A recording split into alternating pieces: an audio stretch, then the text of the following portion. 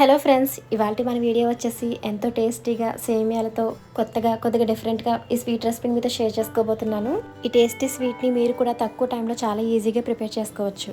సేమియాలతో ఈ విధంగా ఒకసారి స్వీట్ని ట్రై చేసి చూడండి, చాలా క్రిస్పీగా బాగుంటుంది. ఈ సేమియాలతో మనం రెగ్యులర్గా చేసుకునే రెసిపీస్ కంటే కూడా ఈ విధంగా కొత్తగా ట్రై చేసి చూడండి, చాలా టేస్టీగా ఉంటుంది. ఈ స్వీట్ని మీరు కూడా ఒకసారి ట్రై చేసి మీకు ఎలా వచ్చిందో మీ ఫీడ్బ్యాక్ని కింద కామెంట్స్లో మెన్షన్ చేయండి. వీడియోని లేట్ చేయకుండా స్టార్ట్ చేసేద్దామా? Let's start.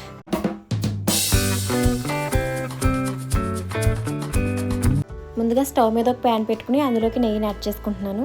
నెయ్యి కొద్దిగా హీట్ అయిన తర్వాత అందులోకి జీడిపప్పు కిస్మిస్ని వేసుకుని వేయించుకోవాలి.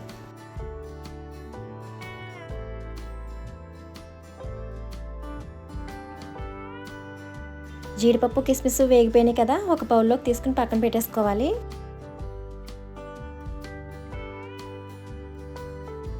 ఇప్పుడు అదే ప్యాన్లోకి 1/2 కప్ వరకు సేమియాలను వేసుకుంటున్నాను. సేమియాలని కూడా బాగా వేయించుకోవాలి. సేమియాలను ఆ విధంగా నెయ్యిలో వేయించుకోవాలి, కలర్ చేంజ్ అవుతూ ఉంటాయి కదా, గోల్డెన్ బ్రౌన్ కలర్ వచ్చే వరకు బాగా వేయించుకోవాలి. చూసారు కదా, సేమియాలు కలర్ చేంజ్ అయినాయి, ఆ విధంగా దోరగా వేయించుకోవాలి.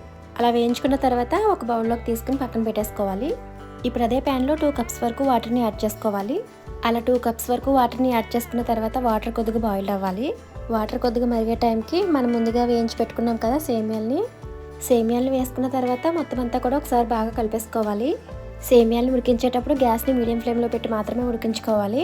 మీకు సేమియాలు ఉడికిపోయి వాటర్ ఇంకా ఉన్నట్లయితే వాటర్ని ఫిల్టర్ చేసుకోండి, లేదా గ్యాస్ని హై ఫ్లేమ్లో పెట్టి ఉడికించేసుకోవాలి. మీరు సేమియాలో వేసేటప్పుడే వాటర్ ఎక్కువగా వేసుకోవడం వల్ల సేమియా జిగురుగా అయిపోయి విచ్చిలిపోయే అవకాశం ఉంటుంది కదా, సో చూసుకుని కరెక్ట్గా వేసుకోవాలి. చూసారు కదా, వాటర్ ఆ విధంగా బాగా డ్రై అయిపోవాలి. ఇప్పుడు ఇందులోకి 1/2 కప్ వరకు షుగర్ని యాడ్ చేసుకుంటున్నాను. సేమియాని 1/2 కప్ వేసుకున్నాం కదా, షుగర్ని కూడా 1/2 కప్ వేసుకుంటే సరిపోతుంది. షుగర్ని వేసుకున్న తర్వాత మొత్తం అంతా బాగా కలిపేసుకోవాలి. మనం షుగర్ని యాడ్ చేసిన తర్వాత వాటర్ మళ్ళీ రిలీజ్ అవుతుంది కదా, సో ఆ వాటర్ మొత్తం కూడా మరిగిపోవాలి. అప్పటి వరకు ఆ సేమియాలు మొత్తం అంతటిని కూడా బాగా కలుపుతూ ఉండాలి. ఇప్పుడు అందులోకి కొద్దిగా యాలకుల పౌడర్ని యాడ్ చేసుకుంటున్నాను. 3 యాలకులు తీసుకుని షుగర్లో వేసి బాగా మిక్స్ చేసి వేసుకున్నాను. యాలకుల పౌడర్ని వేసుకోవడం వల్ల స్వీట్ చాలా టేస్టీగా ఉంటుంది. ఇప్పుడు అందులోకి స్వీట్ కలర్ఫుల్గా ఉండటం కోసం కొద్దిగా ఫుడ్ కలర్ని యాడ్ చేసుకున్నాను.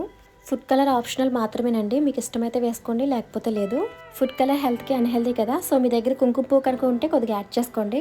కుంకుమ పువ్వు వేసుకోవడం వల్ల స్వీట్ చాలా కలర్ఫుల్గా కనిపిస్తుంది, చూడడానికి కూడా చాలా బాగుంటుంది. చూసారు కదా, షుగర్ వాటర్ మొత్తం మరిగేంత వరకు ఆ విధంగా కలుపుతూనే ఉండాలి.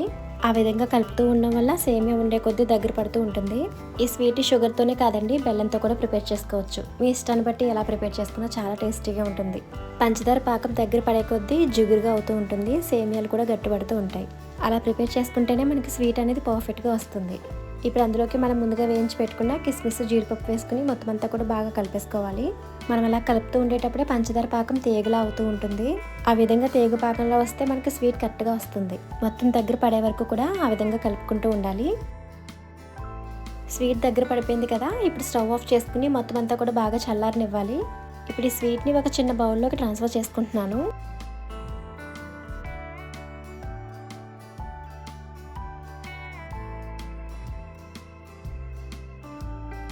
ఆ విధంగా బౌల్లోకి తీసుకున్న తర్వాత మీకు స్పూన్ పెట్టి చూపిస్తున్నాను.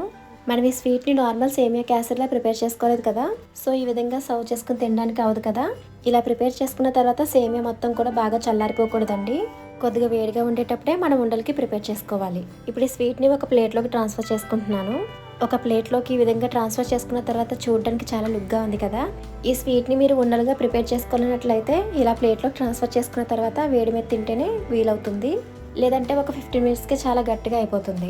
అందువల్ల ఈ స్వీట్ని ఉండలుగా ప్రిపేర్ చేసుకుని స్టోర్ చేసుకుని తినవచ్చు. ఈ స్వీట్ మీకు వెంటనే పాడైపోదండి, చాలా రోజుల వరకు కూడా నిల్వ ఉంటుంది. ఆ విధంగా కొద్దిగా చల్లారిన తర్వాత ఉండలుగా ప్రిపేర్ చేసుకోవాలి.